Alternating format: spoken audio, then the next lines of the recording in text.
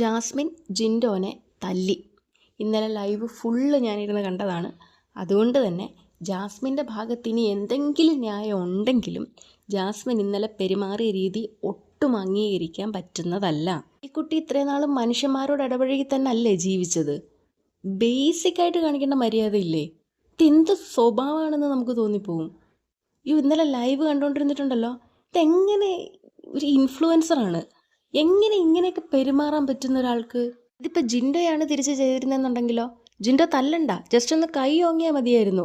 ജിൻഡോനെ പുറത്താക്കാതെ ബാക്കിയുള്ള ഒറ്റൊരെണ്ണം ഇന്നലെ ഉറങ്ങത്തില്ലായിരുന്നു. ഇതിപ്പോൾ ജിൻഡോനെ ആയതുകൊണ്ട് ജിൻഡോനെ തന്നെ കുറ്റവും പറയാം. ലൈവിൽ സിജോൻ്റെയൊക്കെ വർത്തമാനം കേൾക്കുമ്പോൾ ഉണ്ടല്ലോ, ഒരു പ്രതീക്ഷയും സിജോയിലും വേണ്ടാമെന്നാണ് എനിക്ക് ഫീൽ ചെയ്യുന്നത്.